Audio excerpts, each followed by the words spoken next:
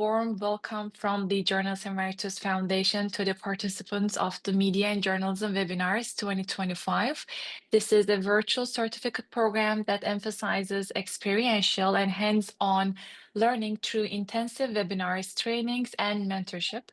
This program also aims to provide resources for you to transform in your own media and journalism path by engaging in an interactive discussion with professional journalists to learn really from their hands-on professional field expertise. And since its launch in 2020, this program proudly hosted over 37 experts and over 200 participants from a variety of countries across the globe. The organizer of the webinars, Journals Emeritus Foundation, is an international civil society entity based in New York dedicated to promoting the culture of peace, human rights, and sustainable development. And being affiliated with the UN Department of Global Communications, we create intellectual forums, work on inclusive policy actions, and disseminate civil society best practices for the timely and gender-sensitive implementation of the United Nations Sustainable Development Goals. And I am Cemre Ülker, JWF's representative to the UN, a human rights advocate working towards monitoring and reporting on civil and political rights, working on the intersectionality of women's rights, civil society participation, and democratic governance. So while the majority of the participants here are media professionals, young journalists, we also have many human rights advocates in the room participating in this program, really to gain skills in media dissemination and elevating a public discourse on the themes that they are working to promote. And I'm thrilled to inform you that you're all selected participants among a big pool of applicants from 36 different countries who will, across the next 5 sessions, hear from globally acknowledged media professionals and improve their reporting skills by learning from the best and expert speakers, 11 hosted speakers and trainers from 5 different countries. So I have some house rules and notes to share to receive the best of your participation. And in the meantime, I'm having requests to record the sessions. At this time, I decline because we want to make sure that we have active and online participation. But the sessions recorded will be posted to YouTube later on when we conclude all the webinars and training sessions. So that is for your information. And every year we are doing a thorough research really to align the topics of the webinars with the latest priorities of the United Nations regarding press freedom and media independency, challenges that media professionals really face across the globe, and recent red flags raised by other prominent media conventions, forums, and platforms. And we are really privileged to receive the confirmations of notable speakers in their respective fields. So please, we highly recommend you to connect with all the speakers every session after the meetings are over from social media platforms and network really within the group of members at this year's webinar series. So please make a note that this platform is not confined to 5 sessions only. We are still keeping the alumni groups of former years active with sharing resources, highlighting some of the upcoming opportunities at the United Nations for reporting, making connections within our media professionals network and alumni members. So I really want to assure you that your efforts to be meaningfully active, visible at the webinars will transform your own work through very different means. So taking advantage of the Q&A sessions to introduce yourself, be active in the chat, ask questions about the session teams. This is a chance for us as the JWF and our expert speakers to get an opportunity to know you and your work as well for future collaborations. And there will be attendance sheets available for the first 15 and 20 minutes of the webinars. During this time, we kindly ask you to sign in. As I noted a couple of times, your active and online participation is a requirement. to receive your certificate of completion. We really look forward to receiving your minimum 5 sessions to be among us virtually online. Of course, life happens. There may be some urgent last-minute issues, so we would appreciate if you could please keep us informed on that as well. And lastly, in the Q&A session, I will ask you to join us. So you may use the hands up button to request the floor or write it in the chat that you have a question and want to take the mic on. We would love to have you on board after we hear remarks of Tarik and Arbana. And lastly, we also have a journalism project, but as the first part of this session is separated for introduction remarks, we will keep it for Wednesday. So I will be providing you some further information about this exciting opportunity coming up as well. So now I see we're about 4 to 6. I love doing this every year. So I think in maybe 10 minutes or so, we'll do our best to conclude the introduction remarks. Let's do this. That would be great as this is our first session to really feel the diversity in the room and to connect to many different countries. Now, I would appreciate if you're, of course, available. That would be perfect. Very nice. I will read out your name as I see in my camera very, very briefly. Please say your full name, where you're joining from, if you're a journalist or a professional from any other diverse disciplines, and tell us why you joined the program very, very briefly in a couple sentences only. So the first name I see in my screen is Fahim Hossein from Bangladesh, if you're available. Well, I'm Please. Fahim Hossein. I'm from Bangladesh, as you say. I am currently studying at the Department of Mass Communication and Journalism at the University of Dhaka. It's one of the leading universities of Bangladesh. And I'm also working at Bangla News 24. It's one of the leading news portal of Bangladesh, Wonderful. running from 2010. Um, I'm working here for 1.5 years, more than 1.5 years, as a university correspondent. So it's a part-time job I'm doing with my study. Yeah, that's it. Thank you. Thank you, Fahim. Thank you so much. Good to have you. Next, I see Joel Enrique. And please rename yourself in full, include the country of participation as well. Joel, if you're available, please very briefly, just say your name if you're a media professional and let us know why you're here. Well, I come from Mexico City, and I be a part of Ted Townsend's journalist in the United States and practices solution journalist. And well, I'm standing here because information is part of my travel in this world journalist. Thank you so much from Mexico. Thank you. Greetings to Mexico. Well, Richmond, I see in my screen as next participant. Please go ahead, introduce yourself. You are muted.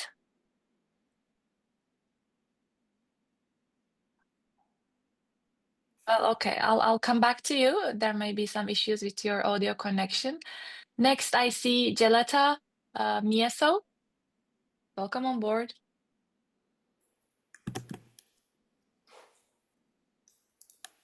All right, I think your audio. My yes. name is Geleta Mieso. Yes, your audio is on. Please go ahead.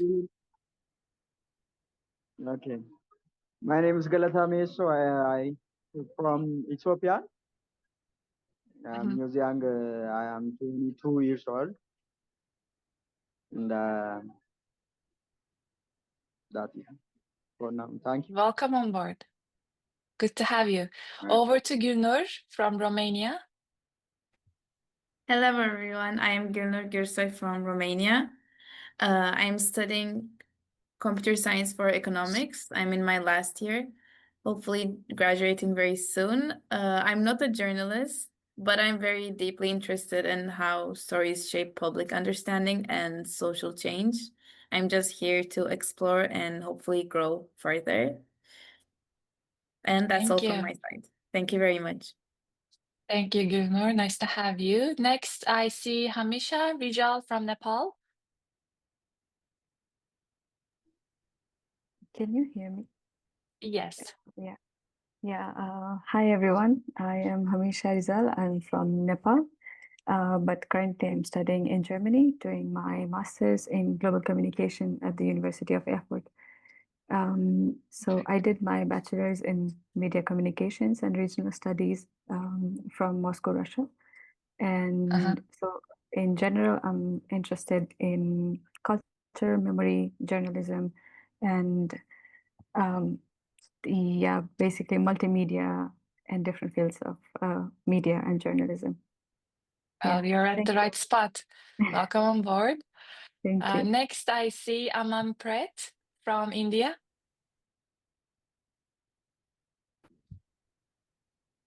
Hello, everyone. Can you hear me? Yes.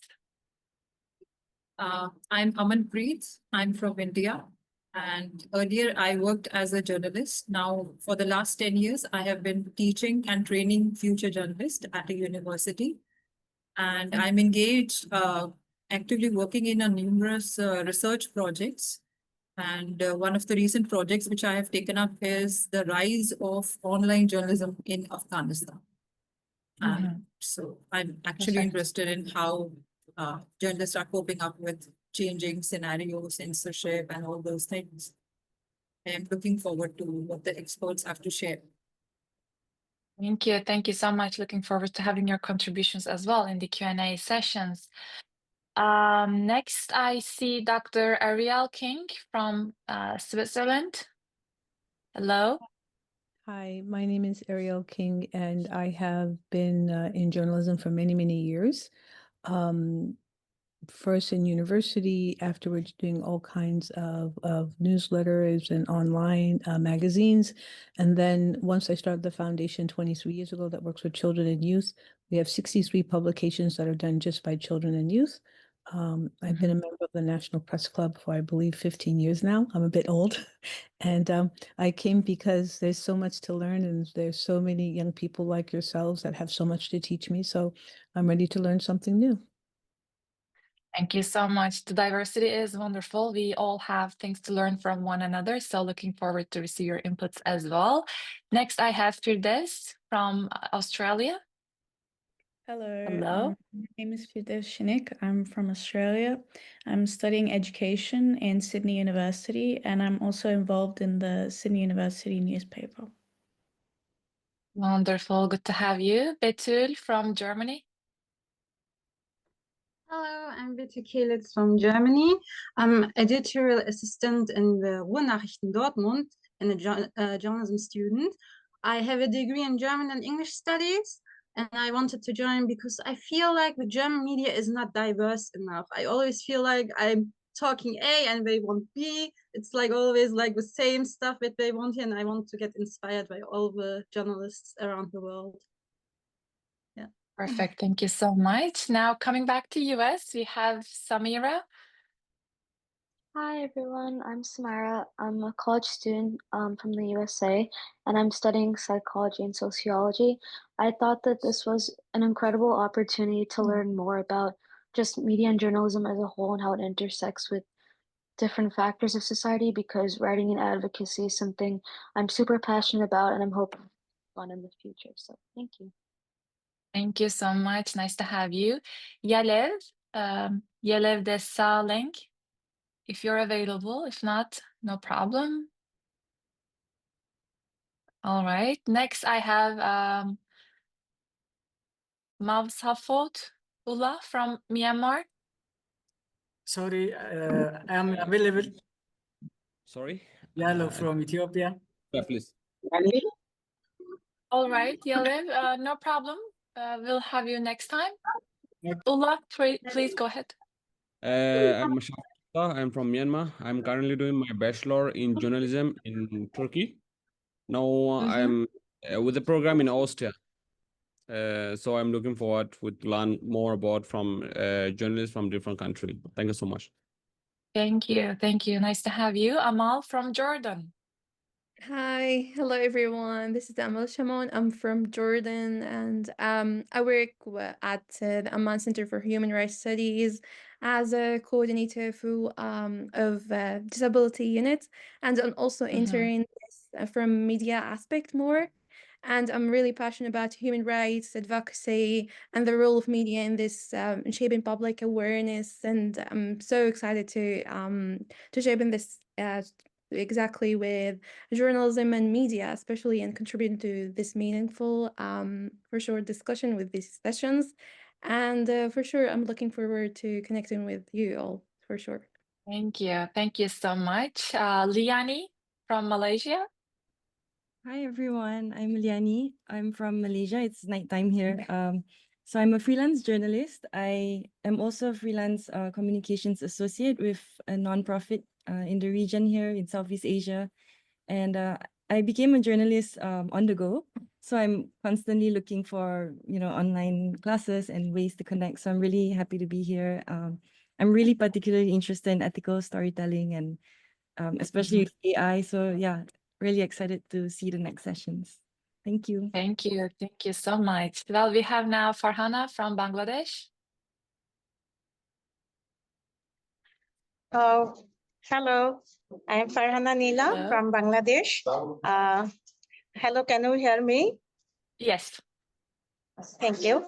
I'm Farhana Nila from Bangladesh. I am journalist working at xharrabangla.net online portal. Here my job situation is a staff correspondent, and I am working about human rights, especially women rights. Thank you. Thank you. Thank you so much, Farhana. Next, I have Aristoteles. Thank you. Good morning. I am a journalist, a radio broadcast from Brazil. I had the opportunity course and master in communication for peace in Costa Rica. Since then, I have been working there the peace and women rights. I'm very feliz, very happy here. To be here. Thank you. Thank you so much. Moving on with Hani Abdullah. If you're available, if not, no problem. All right, Rabtan from Bhutan.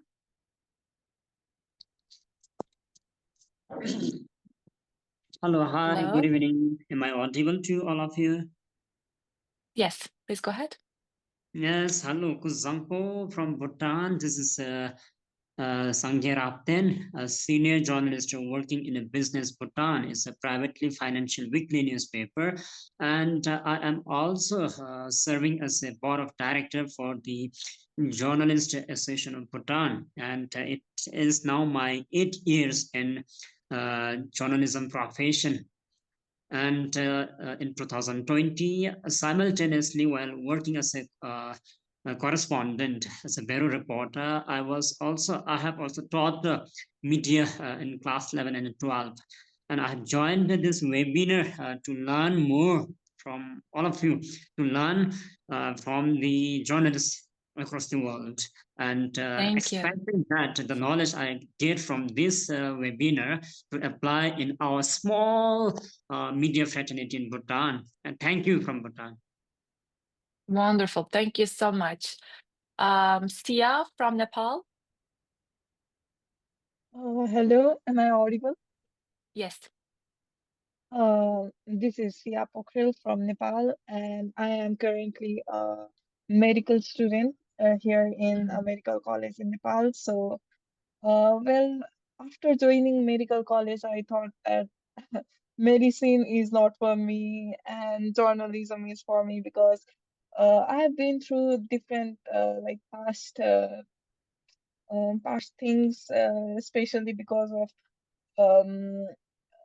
there is a very lack of human rights here in Nepal, and so that is why I'm very much interested into journalism. So I look forward Great. in You're here to learning. explore that.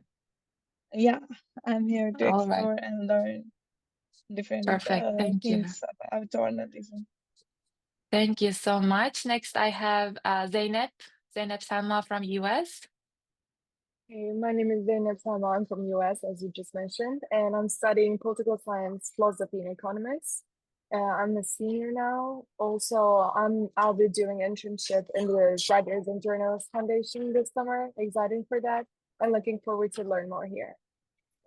Thank you so much, Zeynep. And just a brief note, we have to conclude the session in about 5 minutes to start with Tarik. So I would appreciate if you can keep your introductions a little bit more briefer. Jude from Kenya. Hello, everyone. My name is Jude Tadeo from Nairobi, Kenya, Tangaza University Institute of Social Communication. I'm so excited to be here and I'm looking forward to a fruitful program. Thank you so much. Thank you. Thank you, Jude. Lerato Maurice.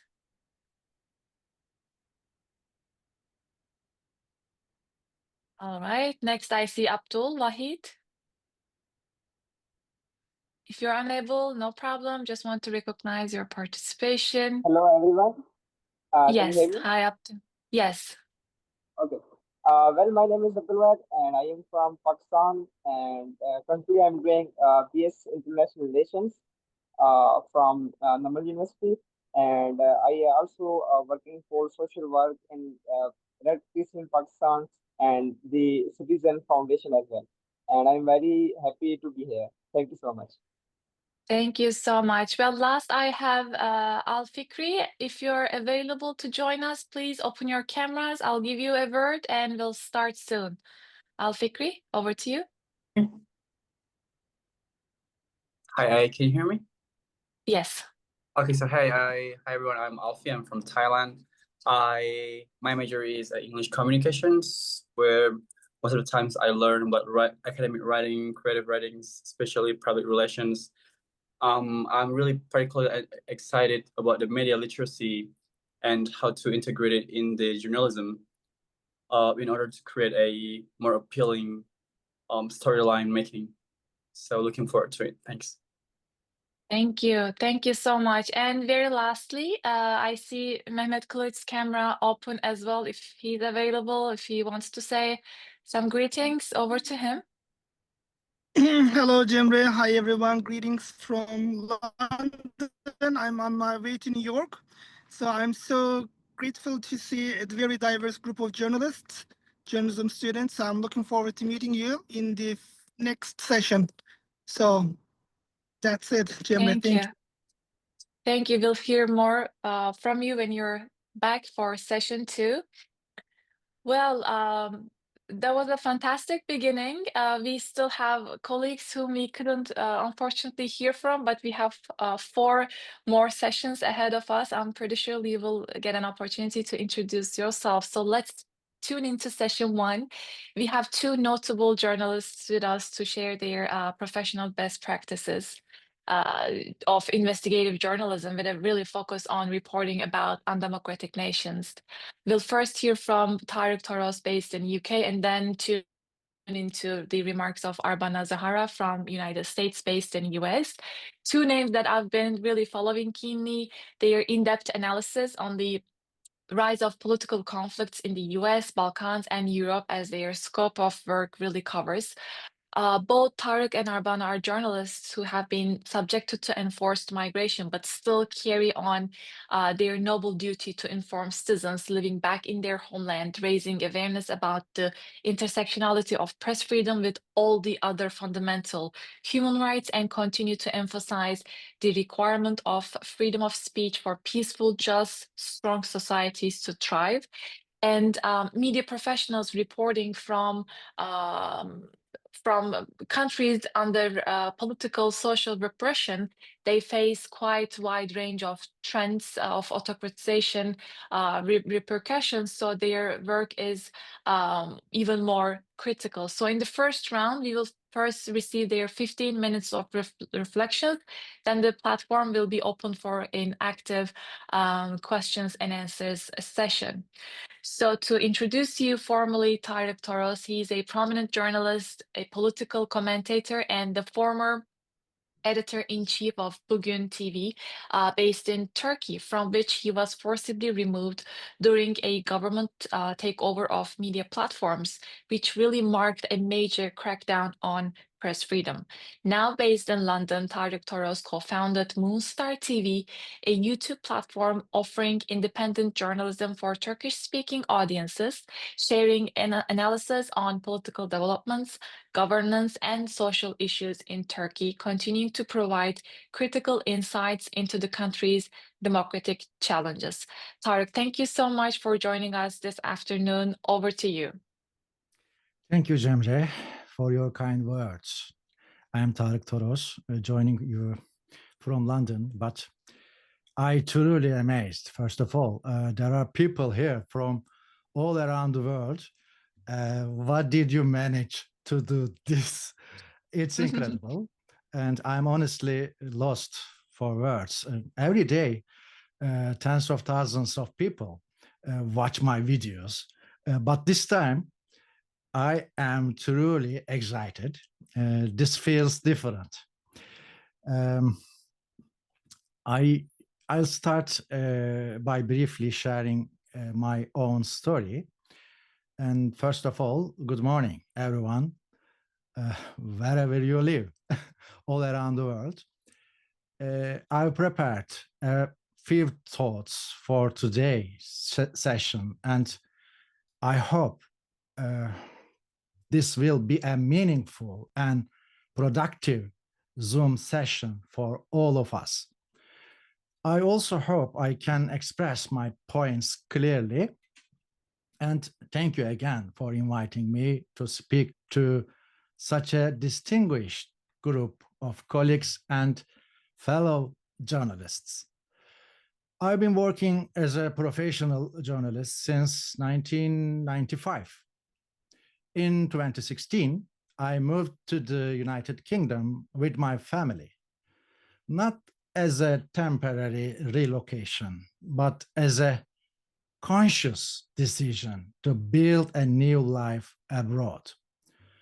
In English, we often distinguish between the words migrant, immigrant, and emigrant. I see myself as someone who emigrated. I left my home country with no intention of returning under the current political circumstances. Of course, this doesn't mean I lost interest in where I come from. I do my best to share what I've learned through journalism, personal experience, and careful observation as clearly as I can. And I'll continue to do so far as long as I am able. Why I left Turkey, first of all.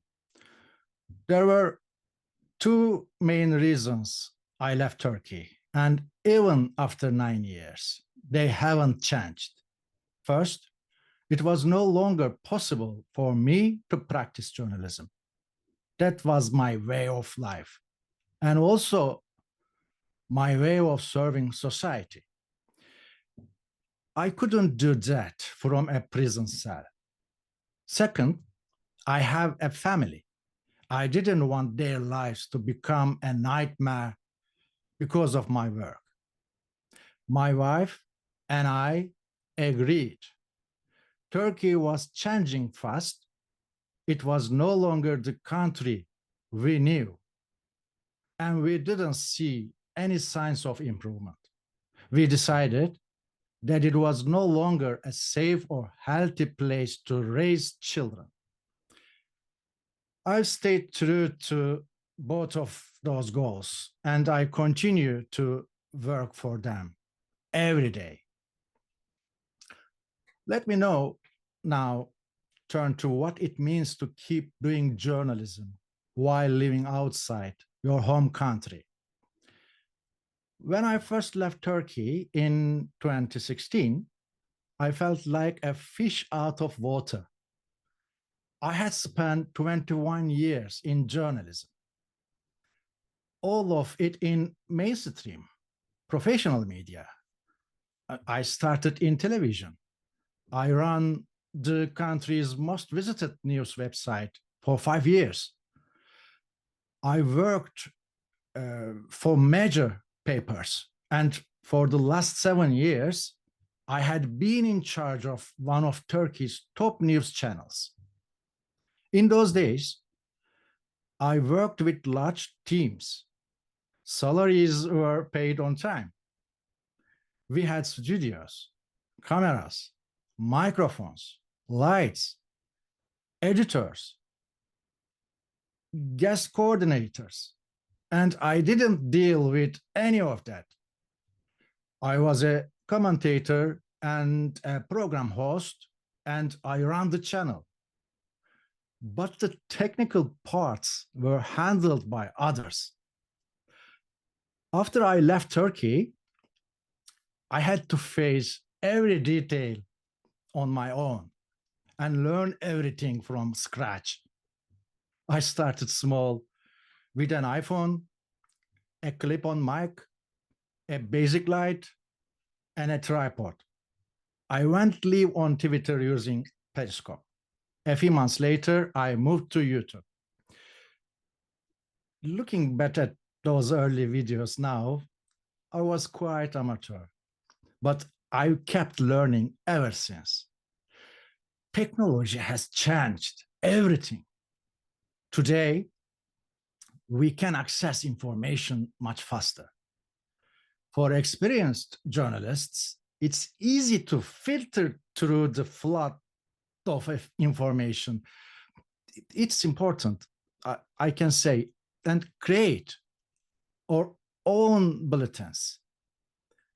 I think a capable journalist today can extract up to 80% or 90% of essential background simply by analyzing open sources. Open sources, don't forget this. It's like treasure hunting.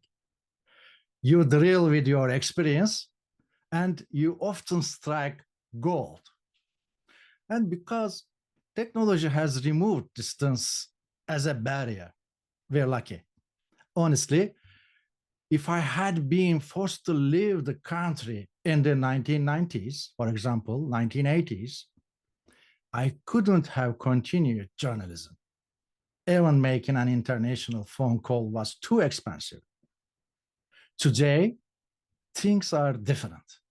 At first, it might seem like journalists inside Turkey are closer to sources. But with a phone and a few tools, we can reach the same people and exchange documents and information in seconds. The biggest advantage we have outside the country is freedom. Nobody comes to our door the next morning because of what we report or say. Journalism in Turkey today is in a coma. Some people tell me it's easy to speak from abroad. I tell them, then come here, use this opportunity, use this freedom. And I can see it. More and more people envy what we are doing. And I know they admire our journalism. But doing journalism, especially outside your country, comes with its own risks and limits. Let's now look at the challenges of truth-telling under pressure. One of the first things I learned my mentors was this: you can write or say anything, as long as you use the right tone. There is no topic you can't cover. The key is how you do it. In Western media, there is a useful method. Then you are unsure how to handle a sensitive issue, you simply ask, what is known so far. Then you list the facts clearly and calmly. I really like headings like what is known so far. They're simple, neutral, and offer just the right keys for the reader to understand the issue. You don't judge. You include different views. You don't make conclusions. You don't give personal opinions. You always offer the right to reply and you ask for comment. That's it. Then you leave this story open because you allow it to grow and update it when needed. No one can really attack you for that. At most, some people might stop talking to you, but they can't question the work itself. Of course, this only works in places like the UK or Europe. In countries like Russia under Putin or Turkey under Erdogan, even this approach is not possible. I understand. This is reality. Let me give you an example. In Turkey, an astrologer posted a vague tweet, something like, he won't see the election. He won't see the election. Just to be clear, its original post didn't say he. In Turkish, the word o doesn't show gender, unlike in English. The message was simply, it won't see the election. There was no name, no detail. But the court said she was referring to the president. She's been in prison for months, just for that one sentence. So in that kind of environment, there is no real ethical test. You do your best within the limits you're given. If you're writing for the BBC, you follow their standards. If you write for the Guardian, it's different. If you are a freelancer like me, you may have a bit more flexibility. But here's the line you must never cross. Deciding to leave part of a story out or to not report it at all is not an ethical decision. That's censorship.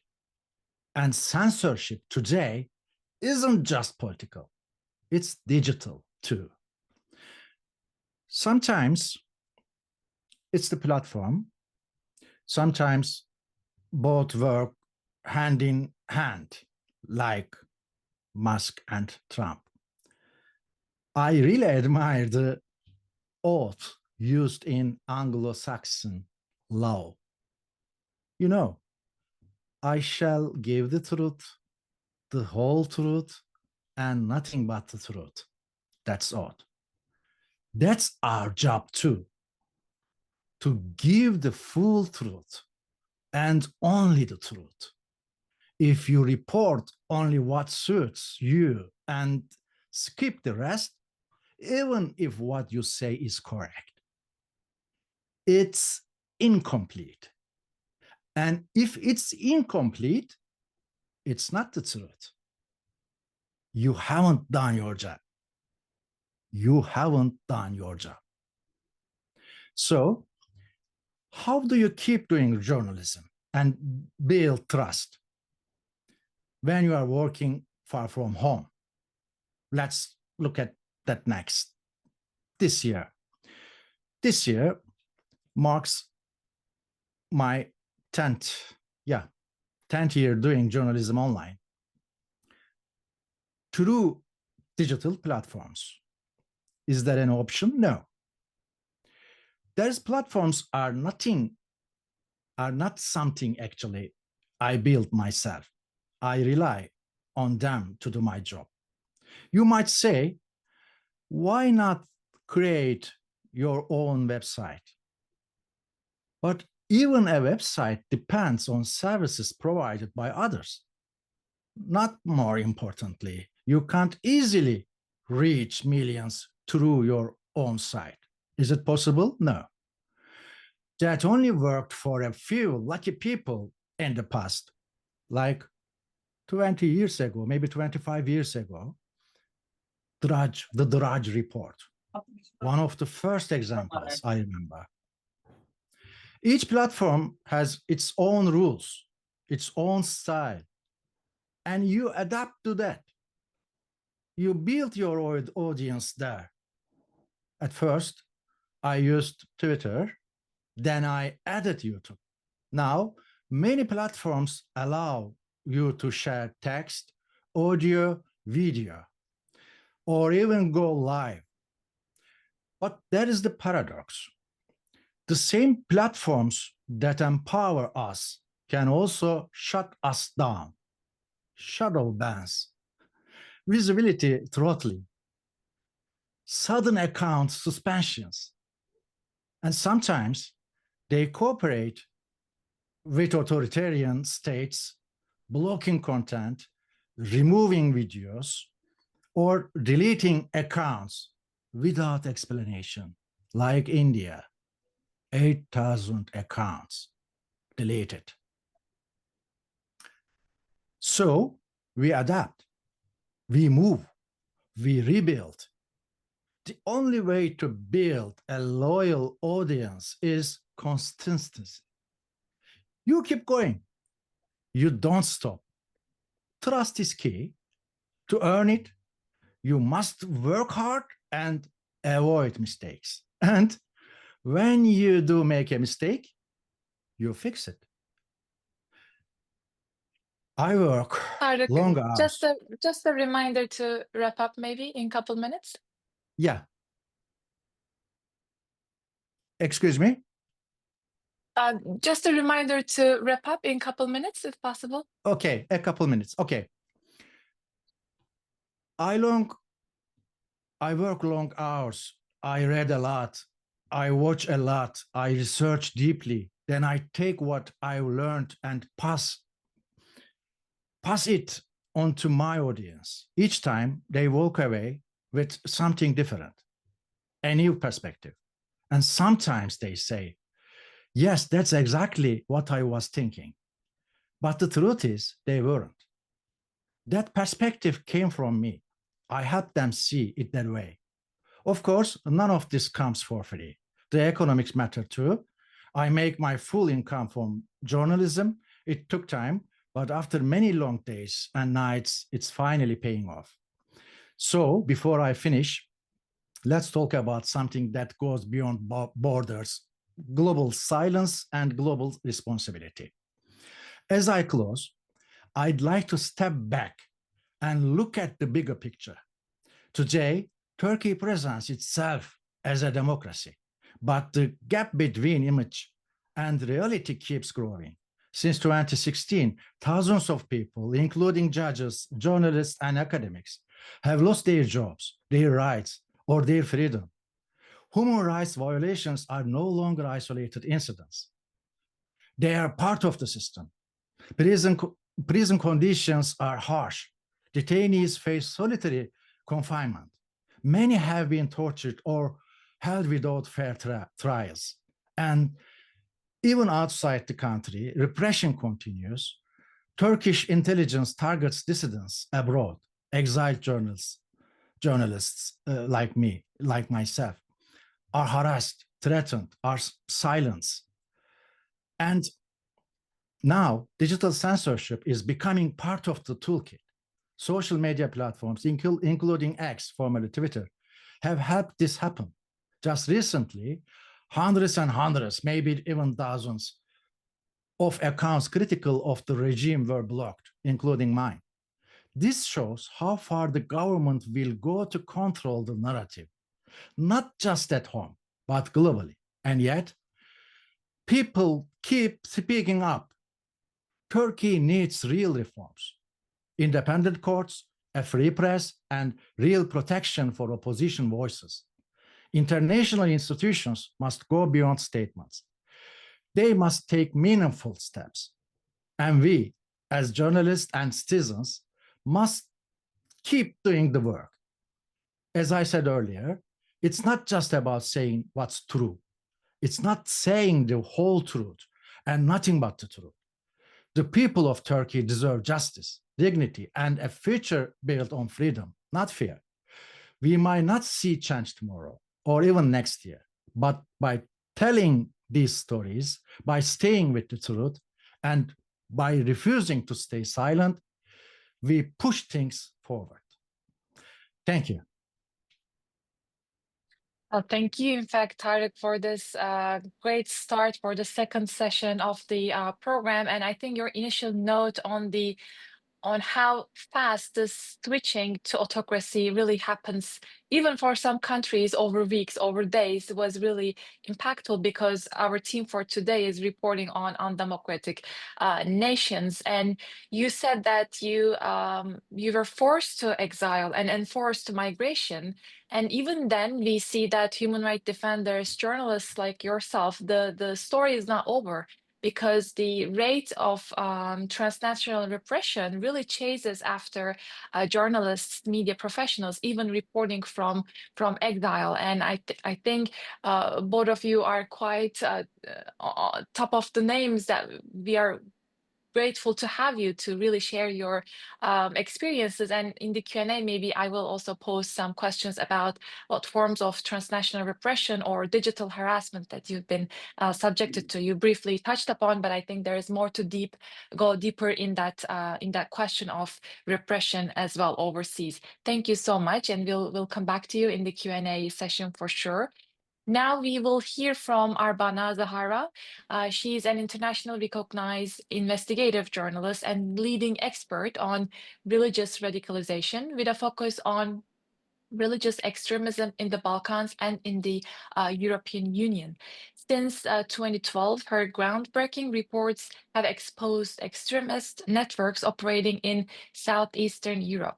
Arbana currently serves as an investigative journalist at the Ilham Ben Meir Institute, where she continues sharing depth research and reporting on authoritarian influence, religious extremism, and regional instability. In 2015, Arbana Xharra was honored with the International Women of Courage Award by the U.S. State Department for her fearless reporting. Well, Arbana, over to you. The platform is yours. Thank you, Xharra. Good morning from here and good afternoon wherever you are. So I am very honored to be here today, speaking from the list of all these journalists and fellows from different parts of the world that unfortunately are going through a lot. I would like to share my personal story because I've been to college in journalism, but I've learned basics in school, but I've learned much more from doing the job. I am sure that all of you that started journalism, or you had a moment in your life that decided why I want to become a journalist, because this is not just a job. This is a mission. You need to have passion. And sometimes you are not aware about the risk and the danger. Sometimes you are driven just by you find it very attractive as a profession. And when you start doing it, then you realize what you are into and the challenges that you face. I was 17 when the war in my country started, 16, 17. We lived in the war when we were under Serbia. They were massacring people. After 2.5 months, we decided to escape into Albania, which is our neighbor country. I've seen killed people. I have seen what happened in my country. In the border, there were a lot of media, BBC, CNN, AP, waiting for refugees to interview them. And I could speak a little bit of English, and I've shared with the world what was happening in Kosovo. At that moment, I have realized that what it means to be a voice of voiceless. I was still in the high school. After the war, we came back in my country. I continued high school and then I went to the journalism. Let me tell you something. I was underestimating the risk because first of all, we experienced war. As many of you today here, you go through a lot. You go through an authoritarian regimes. You live under very difficult circumstances. We lived under Serbia regime, and when I often mention how during the war it was me and two sisters younger than me, we were praying to be killed by bullet and not be massacred. Now imagine how much I value the freedom. Now, being a journalist in freedom, I started writing about corruption. I started because a lot of things were happening. But I want to share with you what it means to be a journalist, what it means to be an editor-in-chief, because in all different ways, you face a lot of challenges, you face threats, you have financial problems. To be independent, how hard it is, and to be a parent and to be a woman, because as a woman, you get more attacked, especially when you live in patriarchal mentalities.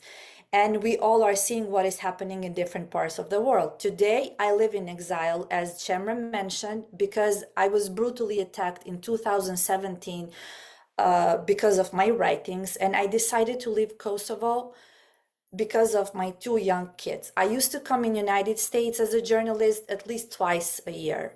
But at the moment, I realized that after 17 years in journalism, and I started very young, I was 18 when I started, they find where I live. They came next to the door where I used to live. They draw the red cross. It was a signal that something's going to happen to me. And then they, at the night that I was talking about the Turkey, even though I'm not from Turkey, but I was covering what Erdogan is doing, I was brutally attacked in the darkness in the parking garage. So everything starts, as I said, with a passion. You are not aware what you're going through. It doesn't matter if this happened 10 years, 15 years, or today where we are living in this technology and the threats are coming different ways, online, in the street, where the prosecutor is corrupted, where the leaders are also corrupted. Who they attack? They attack the most courageous journalists, because you can be a journalist that covers daily issues, but the moment you decide to follow the money, their money, the moment you decide to write about corruption, the moment they decide to write the extremist religious group, be prepared. They are going to do everything to destroy your name, because the whole point is, if as a journalist you are not credible anymore, who will trust you?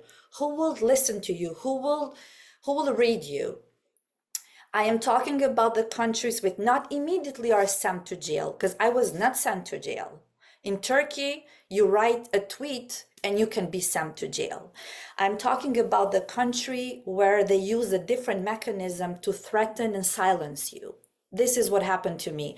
When I started writing about extremist religious group, I start receiving threats, online threats, everything, as a mother, as a woman, as a daughter.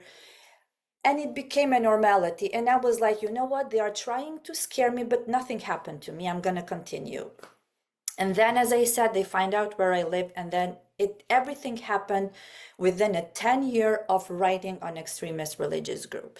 You have to understand, as a journalist, you might start writing for a newspaper where editor can be corrupted and they are going to try to silence you.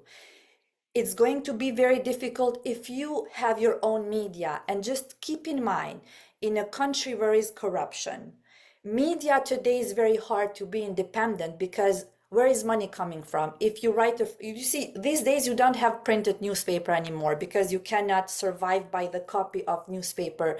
So you survive by the marketing of the ads that are businesses coming.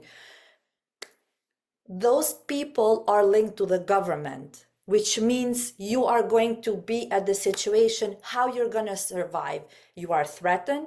You cannot survive financially. You cannot have journalists to write for you because you need financial stability. All of this, you become to the point that what I'm doing, I'm putting into danger my family. So I'm talking about all these factors because all of you come from the different parts of the world. Today, as my colleague previously talked, we live in exile. I was lucky to start working for a think tank. The owner itself finances we do not depend on anyone's money, because when someone finances you, you are not that independent, because it's going to ring the phone and tell you why you have criticized a certain politician or company. It depends if you want to be an investigative journalist in economy, on religion, or whatever you decide to. So there are forms how to be independent. They are forms, but authoritarian regimes in the countries where you live, they're going to use all the possible ways to shut down those funds. More than 90 editors and newspapers have signed the letter to EU just a few days ago because Hungary wants to pass the law. All the outlets that take money from outside, international funds, not to be allowed, to be shut down. What does this mean? Not to have independent journalism.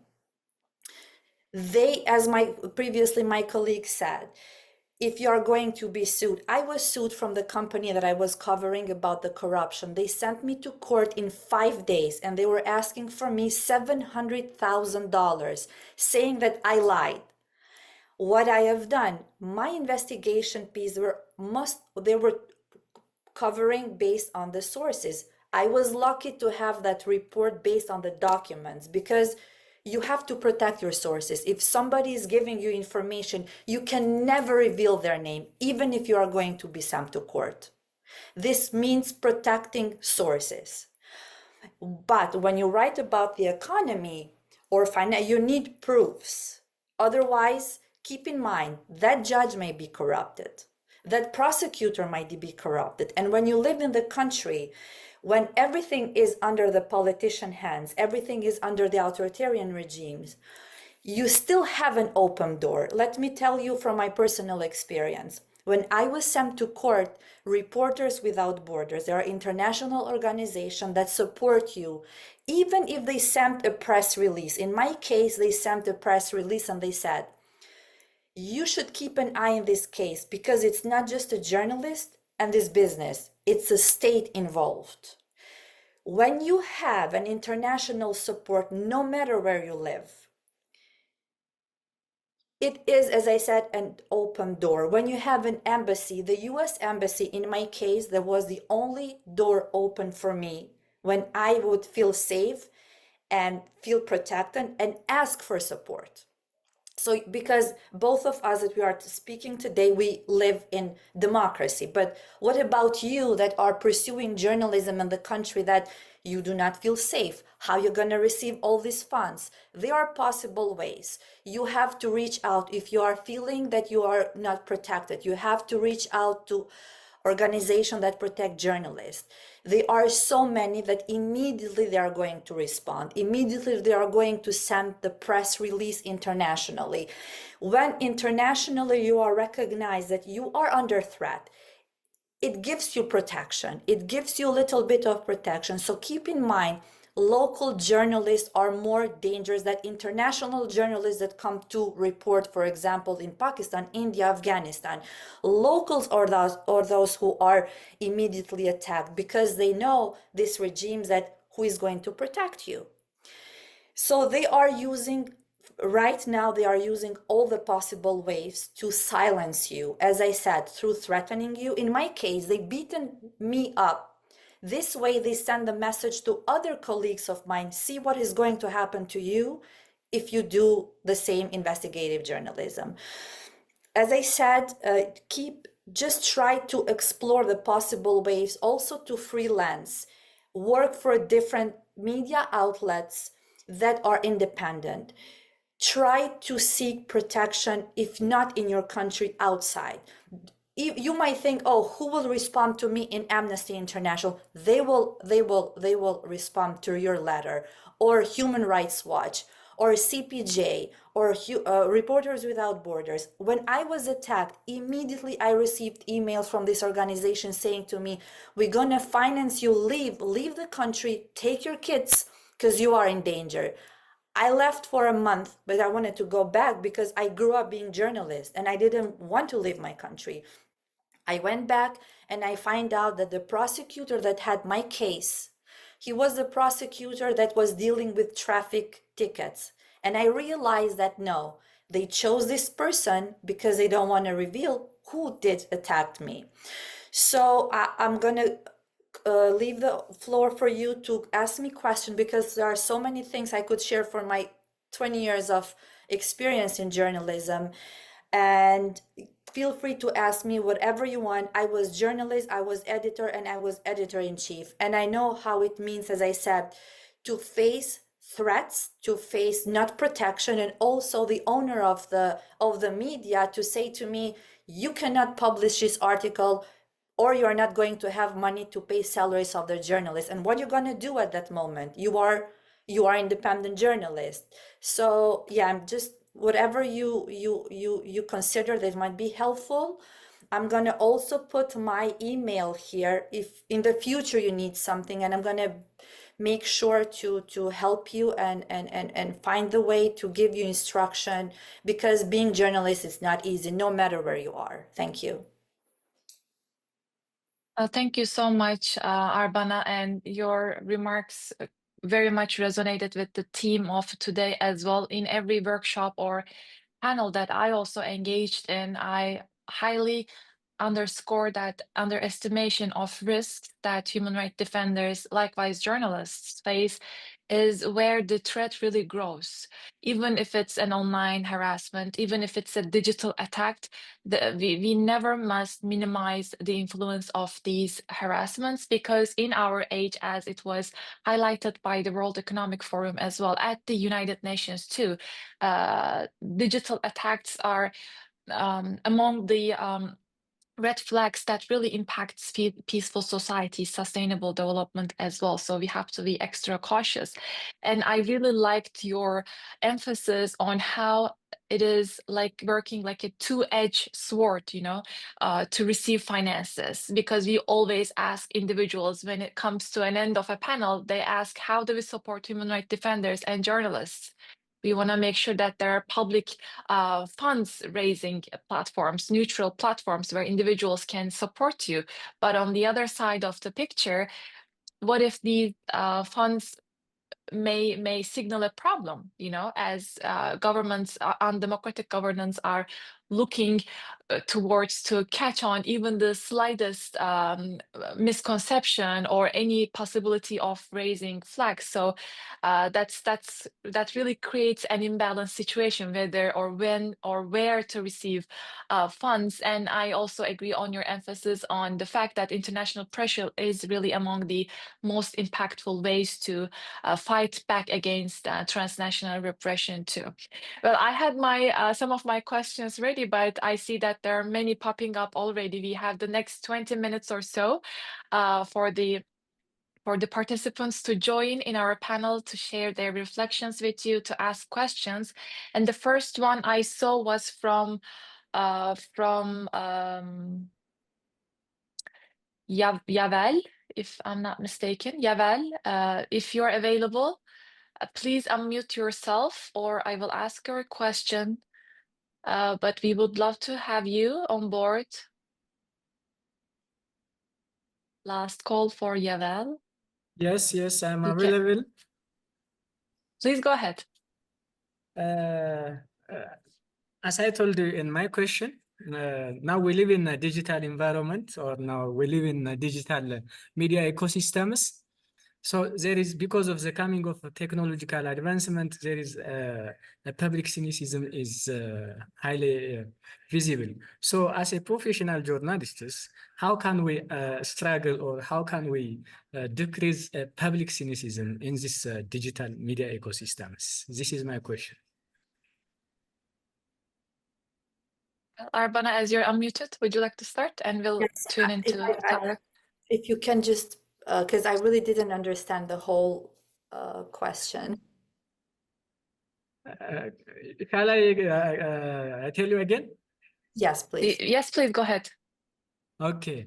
Now we live in, as you know, now we live in digital media environments.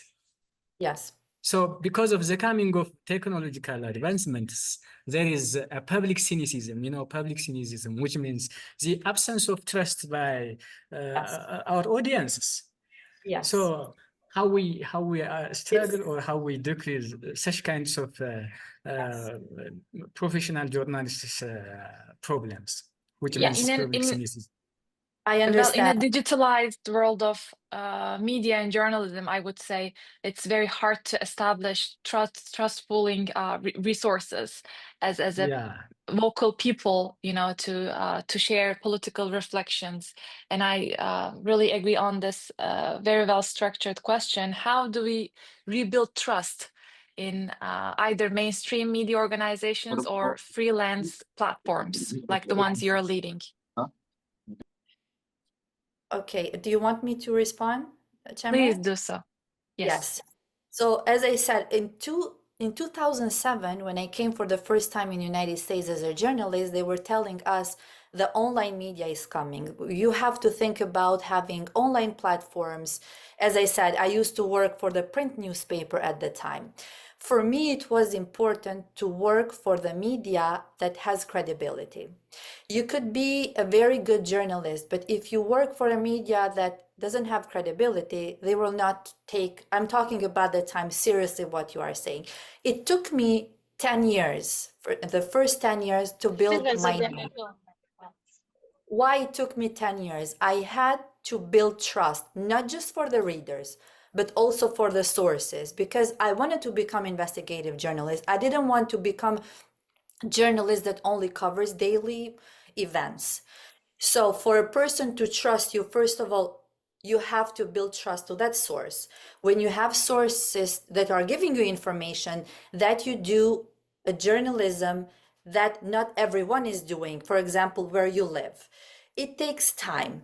In meantime, as I said, you need financial independence. So now there are much easier way to build this. First of all, you need consistency. Secondly, there are platforms, social media monetizing. For example, if you do a very good story in YouTube, in the you share that, and then people were gonna know that you are sharing something different from other colleagues of yours, and they're gonna come and look for your or TikTok, and you see how viral a very short video, if it's well done, become viral. So this way you can monetize the work that you are doing. Also, now you have paid newsletter, which is Substack. Substack is like a newsletter. It does your platform, online platform, and people are going to support you. There is a small percentage, the Substack takes it for himself, and so the people are going to donate you. There are so many independent, for example, if you want to write about women's rights, right? You have a lot of organizations that are going to give you money because you are covering that in your country. You have NGOs, think tanks, but to come to the point where you can ask for funds, you need to convince that you are an independent journalist, that you are not a corrupted journalist. How are you going to build your name to this point? The beginning, it's not easy, but always look for the stories that not everyone have courage to write about.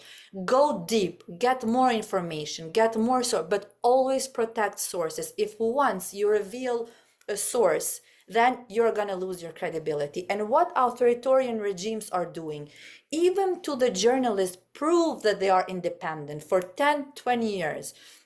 They use all the possible ways to say that this person is not trusted. In my case, when I start writing about ISIS, when I start writing about Al-Qaeda, Islam imams helped me, which means Muslim people helped me do the story.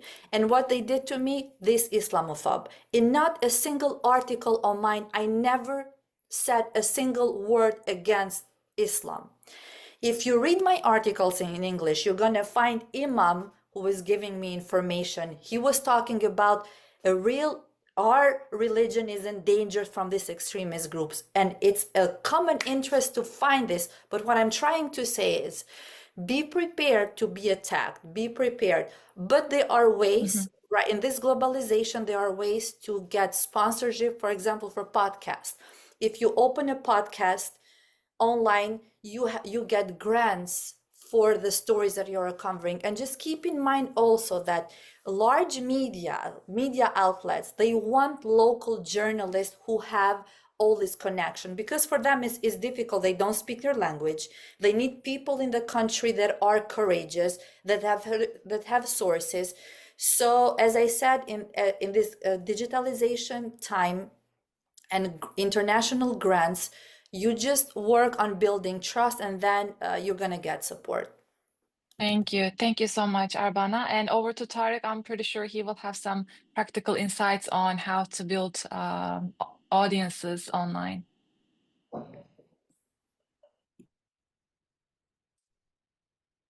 You're muted. Yeah, okay. That question was very great, just about how we decrease public cynicism in this digital media ecology. That was actually a great question. In today digital media environment, public cynicism is often the result of too much noise, Cemre, misinformation and manipulation. To reduce it, we need to rebuild trust, and that takes time, consistency, and honesty. We can start by being fully transparent about how we work, show your sources, explain your methods, admit what you don't know, correct mistakes publicly. Second, we need to focus on clarity over drama, avoid clickbait, avoid emotional manipulation, respect your audience's intelligence. They notice. And finally, I believe in showing up regularly. When people see you working consistently with integrity and without an agenda, the cynicism begins to fade, not overnight, but slowly, steadily, I think. So audiences do appreciate consistency and valuable efforts of journalists on online platforms. Well, thank you so much.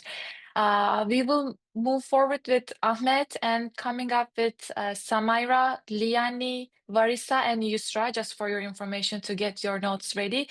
And if we can keep our responses condensed, because there are many questions, as people wants to take this opportunity to pose their remarks and engage with you. So over to Ahmet now.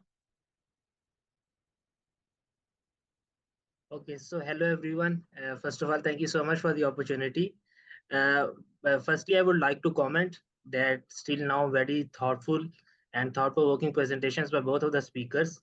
So while Mr. Toros has started his presentation, and when I was listening to his story, in fact, both of the speakers' stories, it reminds me of the experiences of some journalists from my own country here in Pakistan, who also have to leave due to similar circumstances.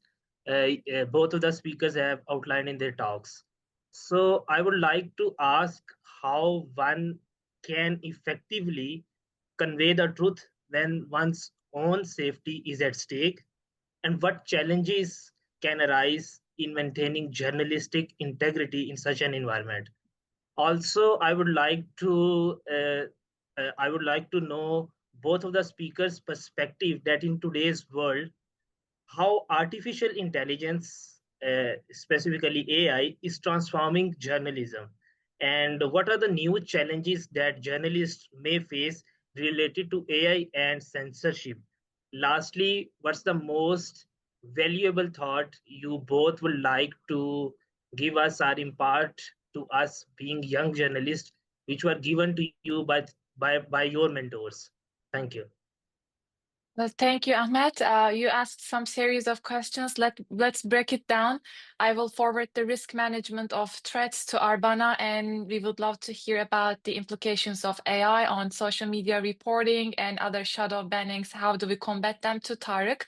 And we have another person about asking, willing to ask about young journalists empowerment. So let's leave that for another participant to post. So over to Arbana first. Yes, how manage. So the threats, as I said, it depends where you're. It's just I relied into international support. You might say, and we are seeing to this day, and I mentioned Hungary because it's Europe, and we are seeing also in democratic countries what is happening with journalists. When you live in countries, in other countries, it's not a part of Western democracy, you always like turn your head and say, yes, those journalists are free. Those journalists are not censored, which is not true. And I have realized this after I start traveling outside Kosovo, that no matter where you live, journalists are facing the same threats, and not to the extent being, as I said, beaten up or sent to jail, but being impossible to be independent. It depends of personal. Who would love to threaten their to put in danger their own family? I always mention something that I did that I will never do this day. My son was 7 years old and I was on my 20s because I was very young when I had him. I took him to the house of this person who was arrested before for being suspected an Al-Qaeda member. I went so far to bring my son thinking that I could interview that person. So journalism for me became a mission, as I said, not just to write. And I was not aware what I was doing. As I said, I was underestimating until years later, I was attacked and they threatened they're going to kill my own kid. So you have to ask yourself, are you ready to go through all that? Because also in Western countries, you could be under threat.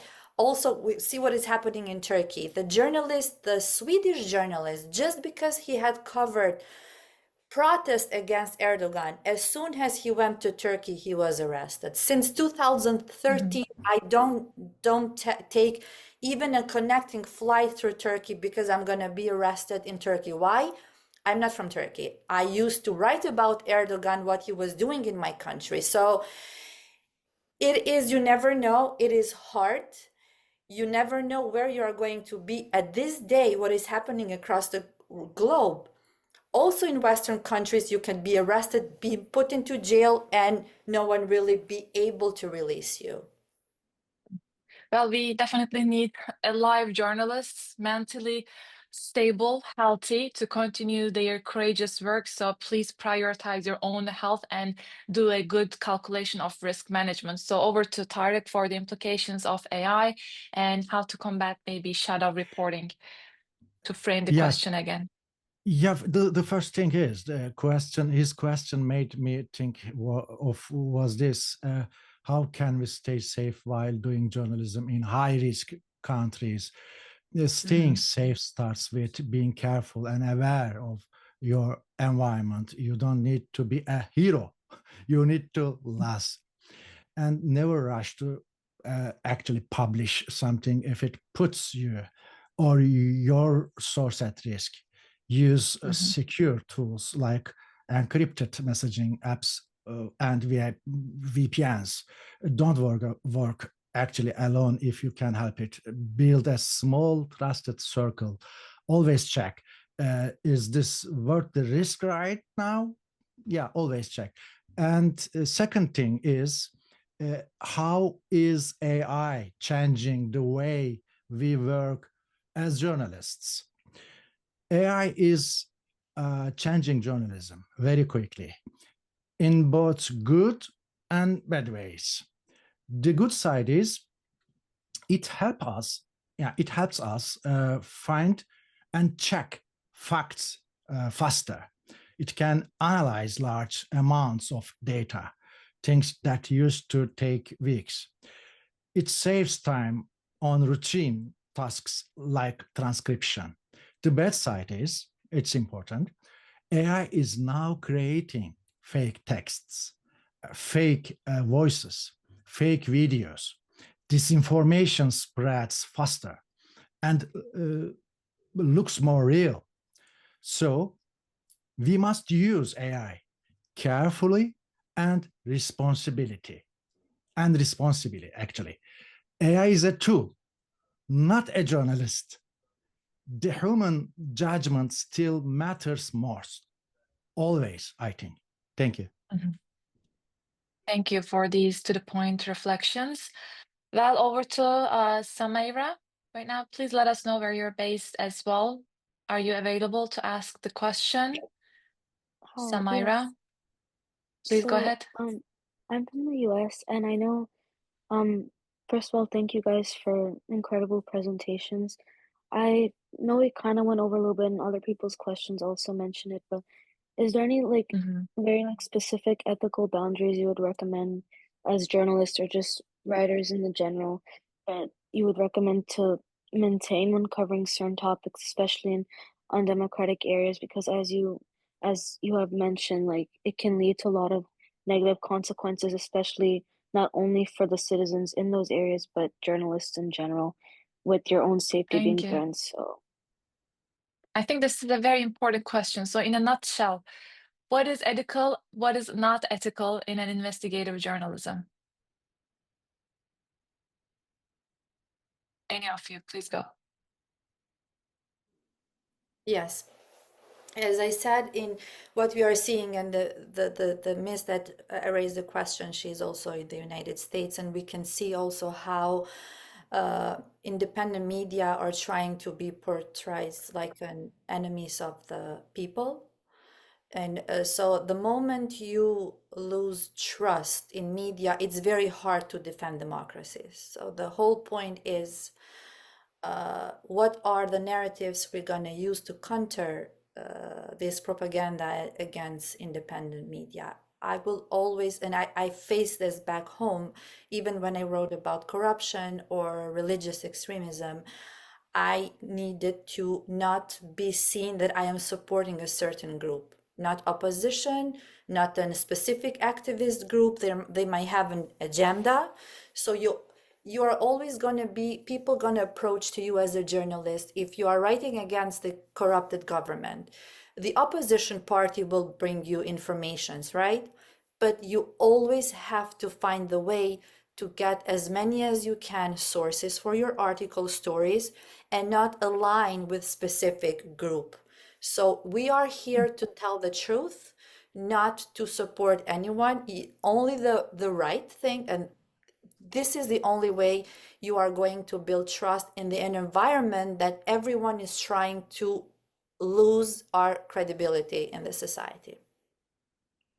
Thank you. Thank you, Arbana. Tarik, what are your ethical standards? How do you define them?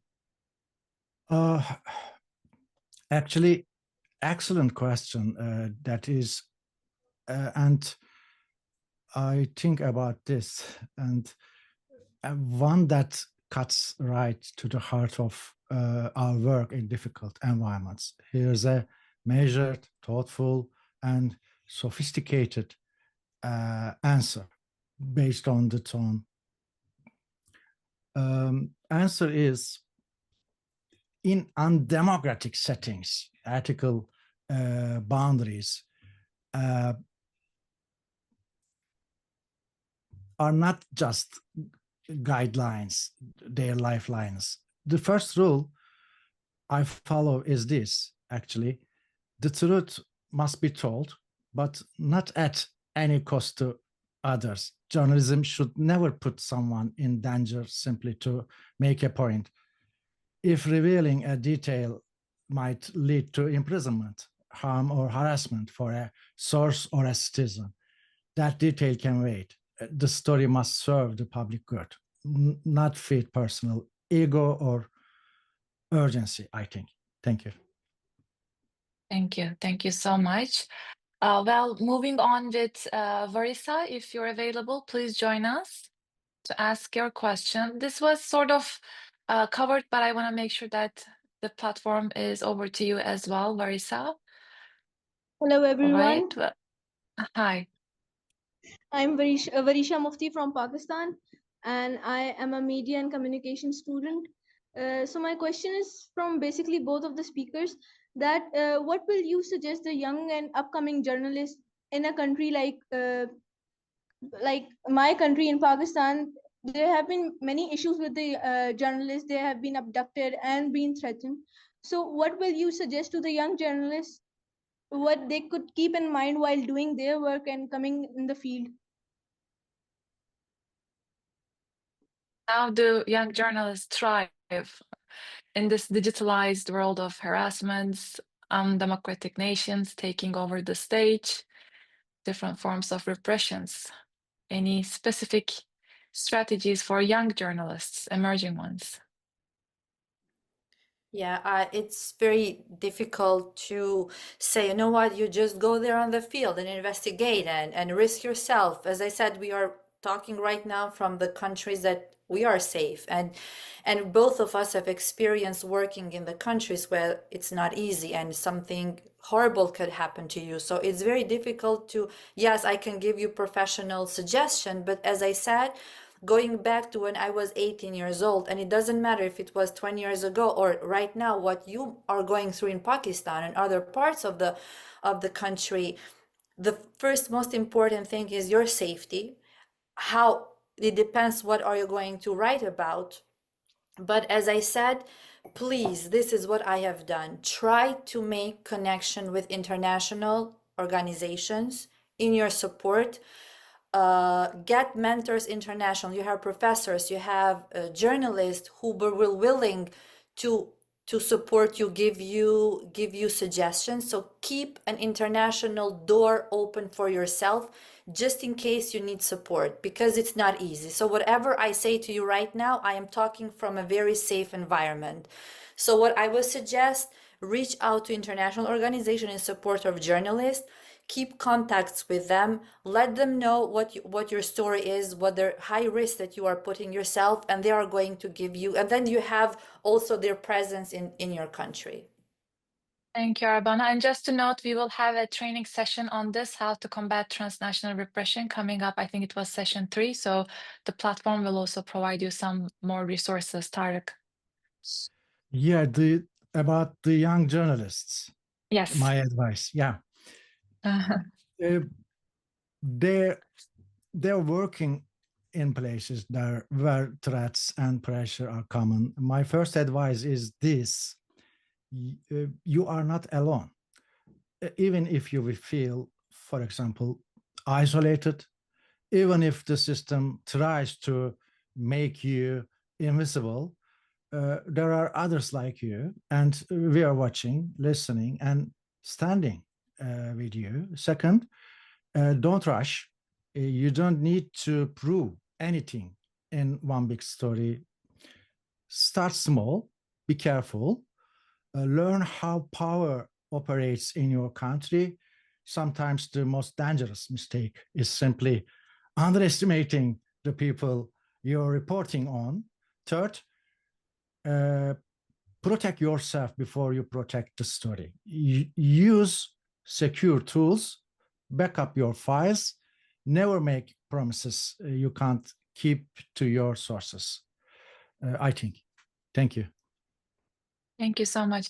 Well, Arbana and Tarik, do you have maybe 10 more minutes? I have 4 more people waiting in line. If your schedules are okay, of course, we can extend the program maybe for 10 more minutes. If that is fine, thank you so much. Well, we'll tune into Yusra's question, but please keep it confined and to the point. Yusra, if you're available, please come on board. Yusra Paul, if you're still with us.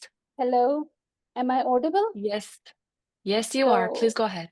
I'm from Pakistan and I am a media scholar. So basically, my question is, as we are living in digital era, and upcoming female journalists are at double-edged sword. As you know that the rising of artificial intelligence, we are being manipulated through many ways. So how to remove that terror and torment if we see in investigative journalist or journalism, how to remove that such intricacies and such threats to the female journalist in this digital era?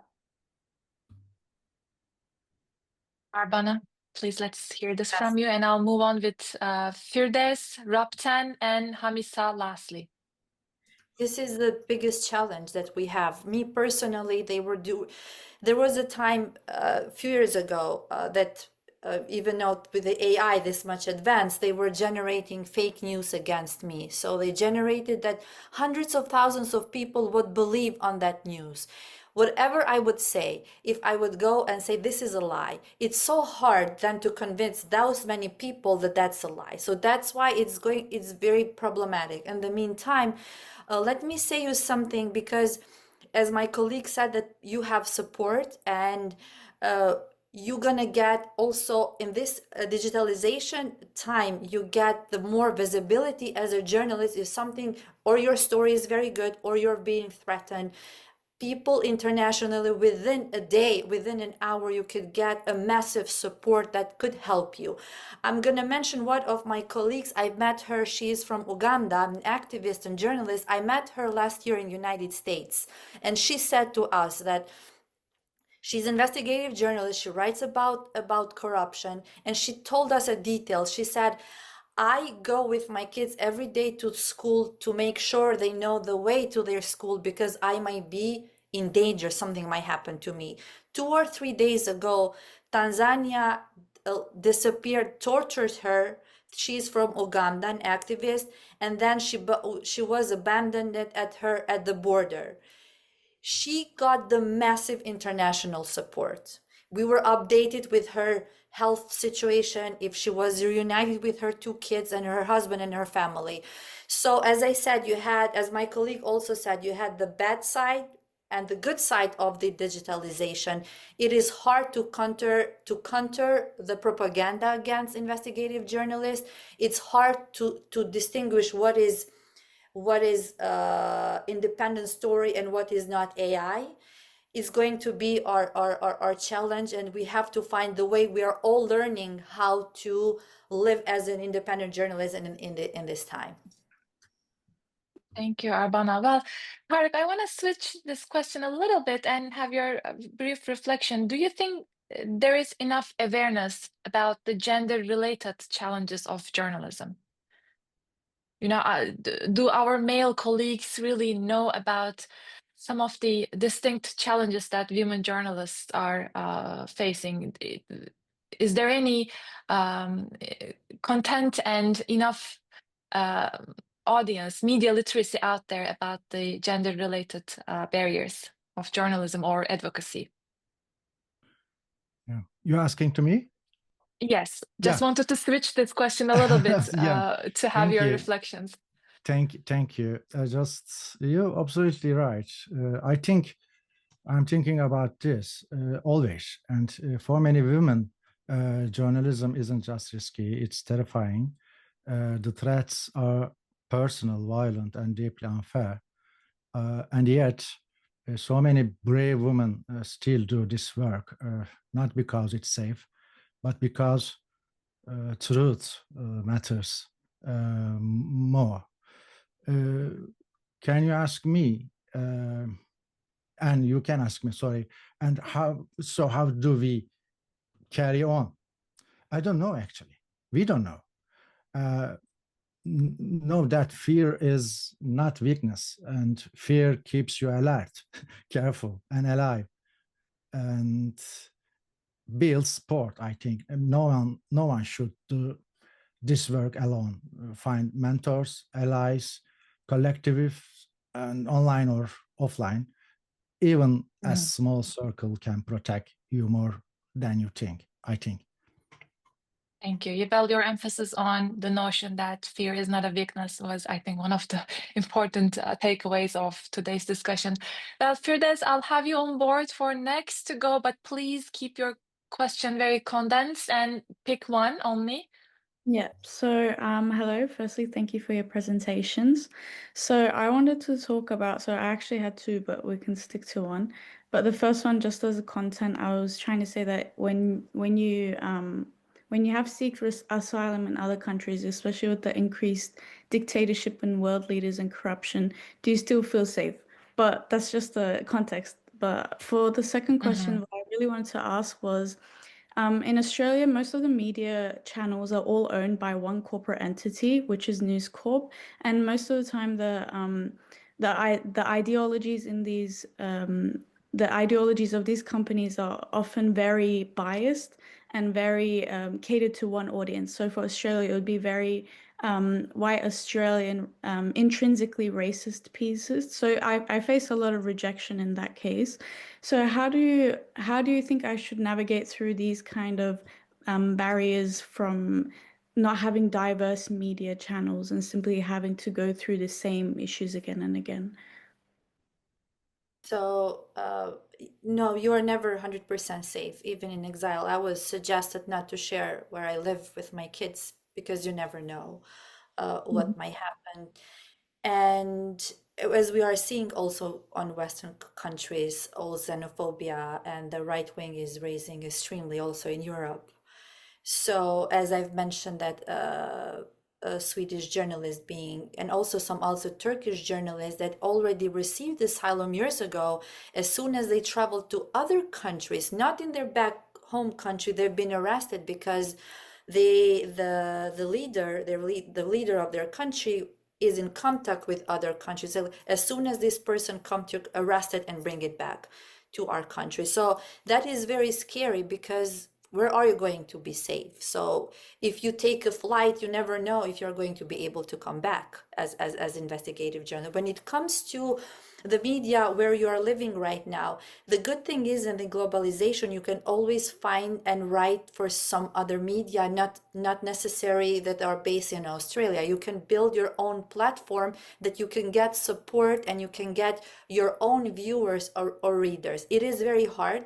We are seeing everywhere we have to be far left or far right, so it's very hard to be in the middle, and especially if you are aiming to work for a big media outlet. But start small, build your own name, and then you're gonna have more opportunities, and this media will reach out to you. But you can always start from your own perspective, what you want, but build your own name in the credible way. In my case, me and few of my colleagues, there were New York Times came into Kosovo and asked us to help them to do the story, which ended up on the front page. So yes, they are. The digitalization also helps. Yeah, thank you. Yeah. Tarik, any reflections? Yeah, thank you for that. These are big questions, Firdevs from Australia, and very real ones for many of us. Let me start with the first part. And I think, yes, you are safer from physical harm or direct government pressure. But if you are doing real journalism, the kind that challenges power, the threats still find you. They might come through lawsuits, smear campaigns, platforms, bans, or even attempts to isolate you digitally. So no, changing countries doesn't remove the risk. It only gives you a little more space to breathe, to think, and to fight smarter. Second thing is in Australia, you're right, and in many countries, media has become less about journalism and more about influence. When big business owns the message, truth becomes optional. What do? We go where the doors are open, or we build new doors, I think. Thank you. Thank you. Yeah, thank you so much. Well, last two questions. Rapten from Bhutan. Hello. Thank you for the opportunity, and thank you for both the panelists. You have shared inspiring stories, and it has instilled confidence, and it has motivated to be a journalist. And in the interest of time, let me be direct. Even after leaving your country and still practicing the journalism, okay, to what extent you found it's impactful?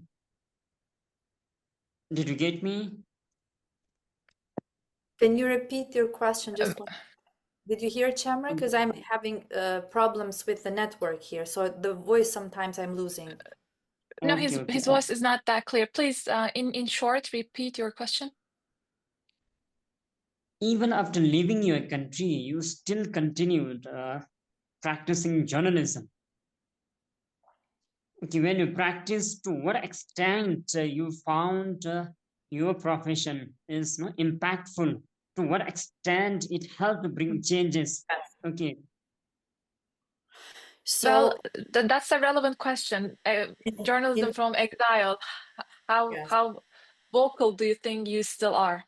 Yeah, it's definitely not the same. I really miss working on the field because I've been doing investigative journalism, and from here you cannot do the same journalistic work. But what I am doing now, I am taking advantage of my experience and my sources and building network to expand the way I'm doing journalism now. So now it's not just Kosovo, it's not just Turkey.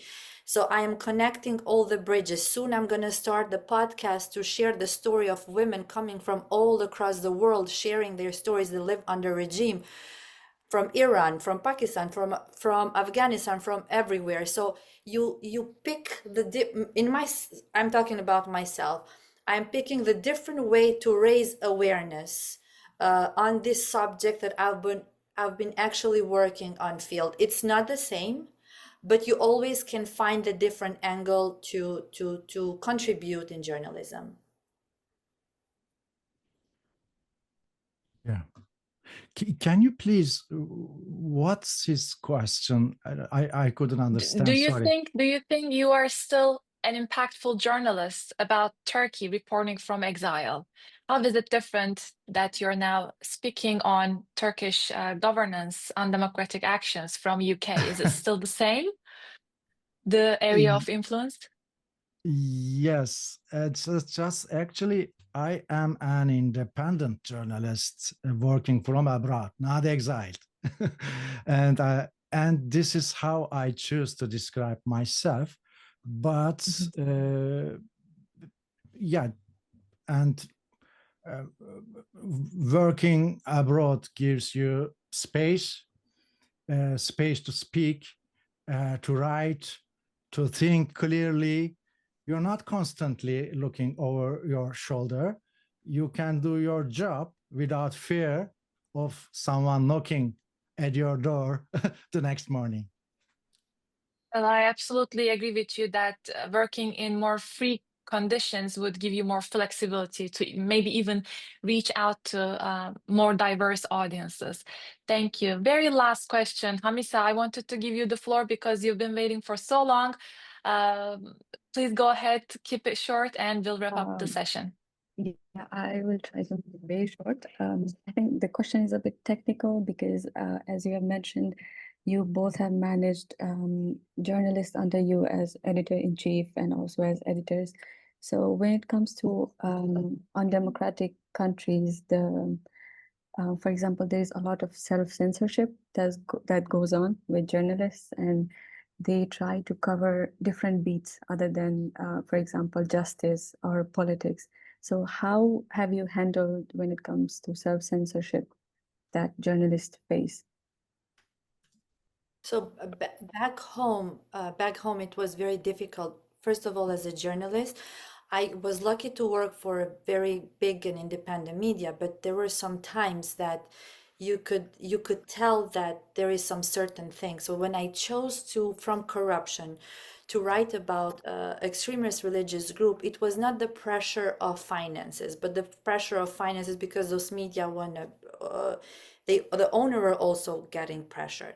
But in the United States, as I mentioned, first of all, here, there was not much of the interest of the topics that I used to cover because you don't see much writing about specifically, for example, what Erdogan is doing in the Balkans, how he's building mosques, not because he cares about Muslims, but because of his Islamic dangerous agenda.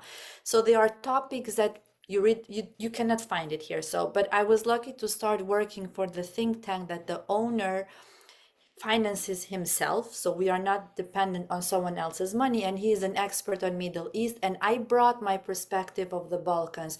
So yes, it's difficult, but I was lucky, as I said, but I also pushed my stories into saying to them, listen, this is a dangerous thing that might come up also into the Western countries. So it gives you have to push more yourself, but it's definitely not just we are in the United States, but it's not really easy to find a platform that would really publish the stories that are of interest of the outside United States. I think that's a very honest question. Thank you for asking it. Do I practice self-censorship? That's the question. The short answer is yes, but not in the way you might think. I do not censor the truth. I do not hide what matters, but I do choose how and when to say it, especially if there is a risk to someone else. So for me, it's not about fear. It's about responsibility. Well, thank you. Thank you so much, Tarik and Arbana. You have stayed for an extended 20 minutes. I do appreciate that from the bottom of my heart, but we had terrific questions. And as this is session 1, everybody was quite excited to meet you. Thank you so much to all of our participants, to Arbana, to Tarik, and everybody. I will see you again on this Wednesday, May 28th. We will be receiving a training session, in fact, on the role of media literacy and narratives in the age of polarization and misinformation. So see you all till next time. Bye-bye.